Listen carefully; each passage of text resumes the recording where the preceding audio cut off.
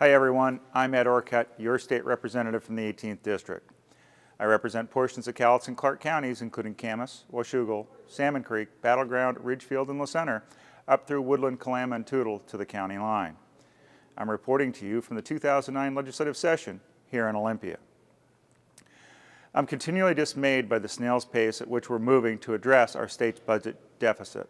We're already into the 6th week of session, and we still have not sent a budget-cutting bill to the governor's desk.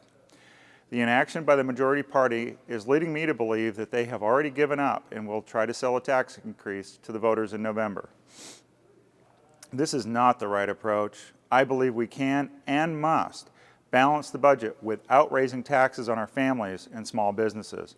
I hope you will join with me to insist on a no new taxes budget. I also want to tell you about a couple of bills I've sponsored this year. The first is House Bill 1476, which addresses the rights of crime victims and was brought to me by a constituent. It was initially scheduled to be passed from committee this week, but a bogus fiscal note appears to have derailed it for now. A fiscal note is an estimate on how much a bill is going to cost to implement.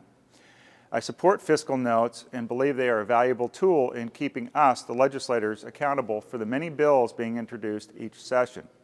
But sometimes they make no sense. In the case of House Bill 1476, the fiscal note said the legislation would result in the need to hire 3.7 new Superior Court judges, 7.6 District Court judges, and 3.4 Municipal Court judges. But the bill simply requires two things. One, that a brief 15-second statement be read at the beginning of each criminal court proceeding to address the rights of crime victims, and that a flyer explaining these rights be made available outside the courtroom. The person doing the fiscal note estimated that it would take a whole minute to read 2 sentences and then multiplied that minute by the number of court cases last year, determining the need to hire more judges. The chair of the House Judiciary Committee saw the fiscal note and killed the bill. I'll try to reason with the chair and explain to him the lack of common sense applied to the fiscal note.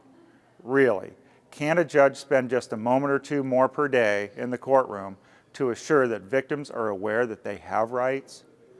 Just like in life, the legislative experience has its ups and downs, but I'll keep working for the rights of crime victims.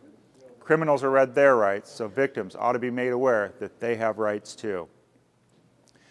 Another one of my bills, House Bill 1475, passed the House State Government and Tribal Affairs Committee last week.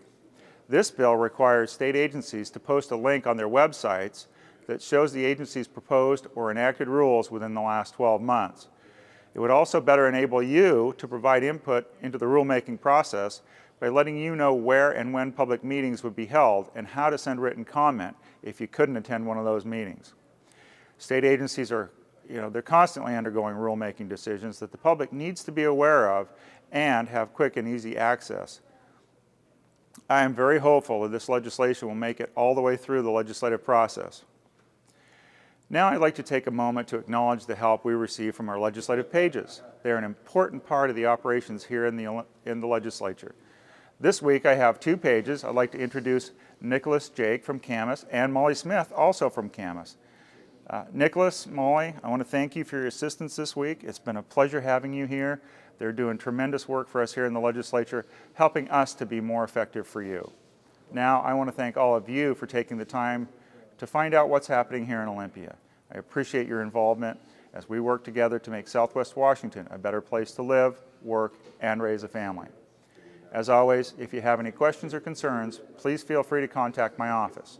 You can use my direct line at 360-786-7812.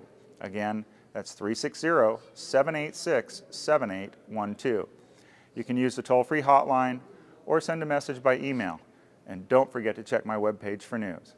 I'm Ed Orcutt, your state representative. Thanks again for joining me.